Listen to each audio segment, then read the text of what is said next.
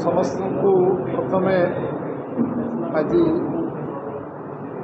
धन्यवाद दूची जे केते सकाळू आपण माने बीजेपी निमंत्रण रक्षा करी आम सहित चा पान करचंती आम संगे आसचंती से प्रथमे धन्यवाद। कौन कार्यक्रम नथिला अनौपचारिक भाव में कार्यक्रम सब आम एठिकार अभावन परिस्थिति उपनिर्वाचन ओडिशा रे आम सरकार गठन पर प्रथम उपनिर्वाचन को आम समस्ते सामना करूँ कि सम्मुखीन होचु। उपनिर्वाचन रे जे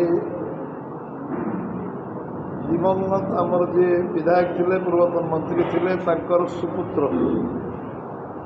जय ढोलकिया निर्वाचन में लड़ुचंती। आम पार्लियामेंट पार्टी केंद्रीय पार्लियामेंट पार्टी तांको प्रार्थी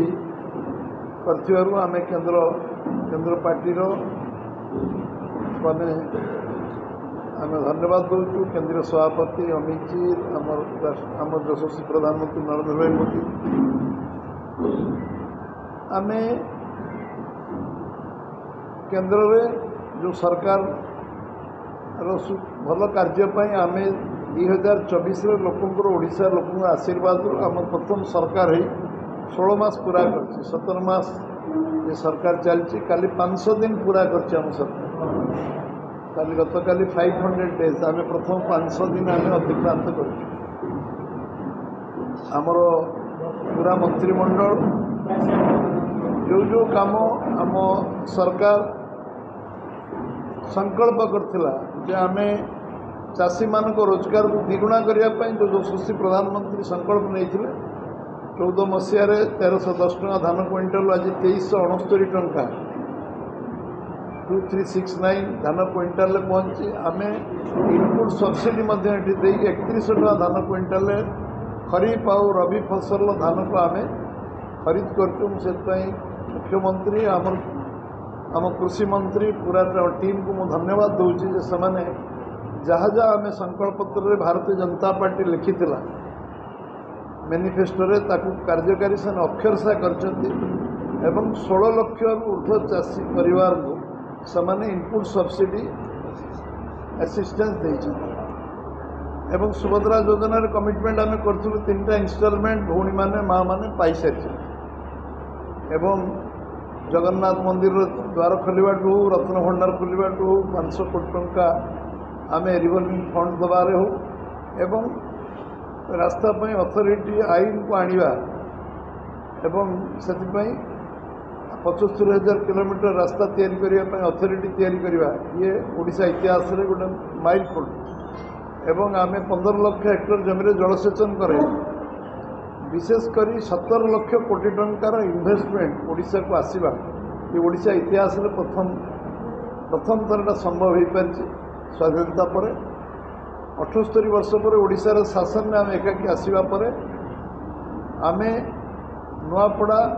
जिला नुआपड़ा विधानसभा रे 1101 कोटी टंकार इन्वेस्टमेंट ये करूँ बोली आम ये प्रतिश्रुतिबद्ध विभिन्न काम हो सारी मेडिकल कॉलेज केंद्र अनुमोदन प्रक्रिया समाप्त होती मेडिकल कॉलेज करने सब प्रकार व्यवस्था मुख्यमंत्री निजे राष्ट्रीय सभापति तथा आम स्वास्थ्य मंत्री सहित कथा यार क्लीयरेंस एवं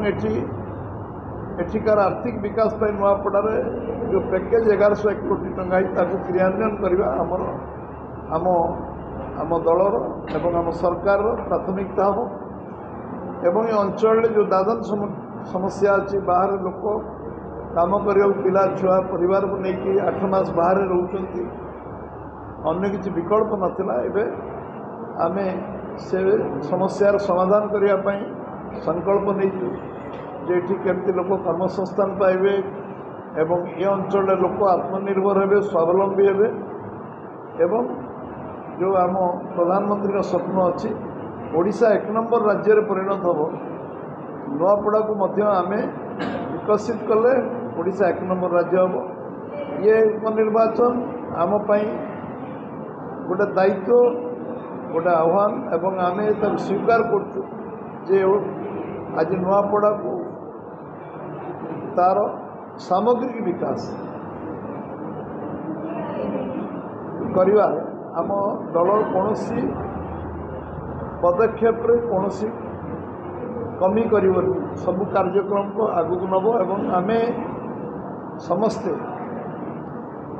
जनसाधारण को आग्रह करुँ अनुरोध करुँ जे